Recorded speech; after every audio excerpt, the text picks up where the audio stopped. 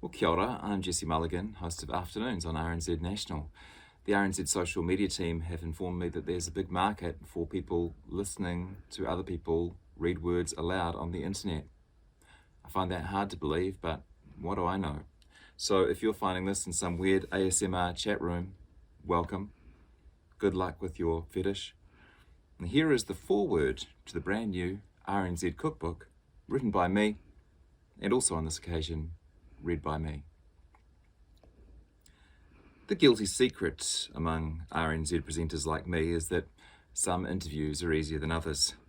As we scan the 3 to 4 hours of airtime ahead of us, any opportunity to take a deep breath and perhaps sip a cup of tea shines out in the schedule. Sometimes all you need for that extra burst of energy when interviewing, say, the Minister of Finance on budget day, is the knowledge that straight afterwards you're booked in with some international correspondent who can, as my producer Melita likes to say, talk underwater with marbles in their mouth. When I joined RNZ National's afternoon show in 2015, I thought food interviews would fit into this put your feet up category. I'm a restaurant reviewer who loves food, I reasoned, raised by 2 ex-hippies. I was an early tofu adopter, a long-form, slow-burn, project cooking food nut who, under hobbies in his dating profile, used to list eating. These interviews ought to come ready-made. You say hello, you ask what the chef's been up to, they tell you what they've been cooking lately and then share a recipe. I shouldn't even have to worry too much about the details of the item they share because listeners can always be pointed to the published version on the website if things start to sound too complicated. It ought to be as easy as poaching fish in a barrel.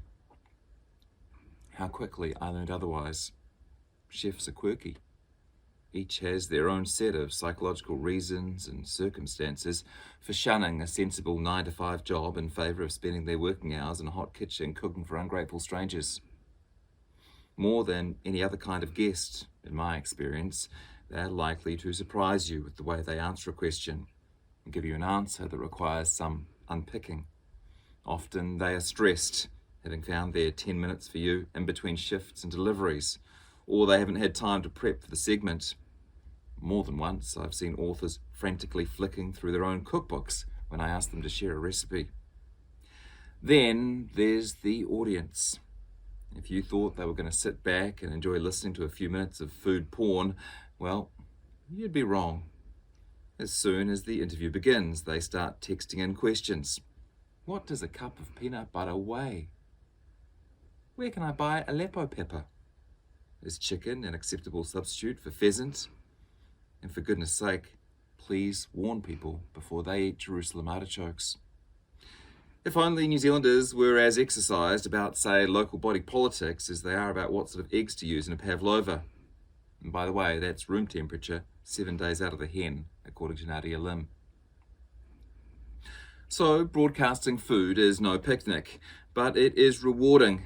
In our regular Friday afternoon food slot, we showcase dozens of new recipes each year from chefs who are either already household names or have become so, thanks to the irresistibility of their cooking and their charm. On our show and on the brilliant programs presented at other times of the day and week, we meet chefs at the height of their powers, often sharing a recipe or an idea that they've only just created. And we are delighted to be their test kitchen, a creative space for them to drop in on between cookbooks. And though I have an administrative job to do with these visiting chefs, I tend to treat them as a reverent listener would, marvelling at their imaginations, salivating at their latest creations, and occasionally thinking, I could do that. I often wonder how many listeners actually try the recipes we share, although I don't think it matters. The idea that you could attempt this or that if you want is part of the appeal. But it's no small thing to enter your kitchen to try something new. As with clothing, most grown-ups have their favourites. Auditioning anything new is a major decision. You wait for the feedback from those around you, and then bump an old regular of perhaps fading fashion to make way for the interloper. If you're lucky, an interviewee might introduce you to an entirely new ingredient, along with several different ways to cook it. Although I beg you, be cautious with Jerusalem artichokes. Among the scores of incredible chefs, cooks, and pundits featured in this book, it would be unprofessional of me to tell you my favourite. Okay, it's Julie Busso. Julie often arrives in studio with a recipe you think you already know how to make, and then proceeds to give you the little prep tricks and tips that will mean that your kitchen benchtop doesn't end up looking like the side of a small tornado. In her recipe for ribeye roast on page 130, for example, she tells you exactly how to manage the juices from the meat once you lift it from the roasting dish and onto a board for resting and then slicing. It's by tucking paper towels around the edges of the board to absorb them. And food culture changes fast. If it tastes good, tradition and politics don't tend to get in the way of progress. When, comparatively recently, local chefs learned they could create acidity using not just citrus but also fermented foods, it changed our menus forever. Kimchi, kefir, and kombucha are no longer mistaken for lost Kardashian sisters, but they've become welcome additions to our New Zealand food culture. More than one chef has attempted a step-by-step guide on the radio to creating these ferments in the home kitchen, and I think Kelly Gibney's sauerkraut on page 205 is as close to a foolproof guide as you'll find. But I will admit it's the classics and special versions of the classics that I gravitate to in this collection. Having tried Lorraine Jacobs' muffins, made with an entire orange blitzed with dates and brown sugar and then folded into some simple dry ingredients, would you ever bake anything else again?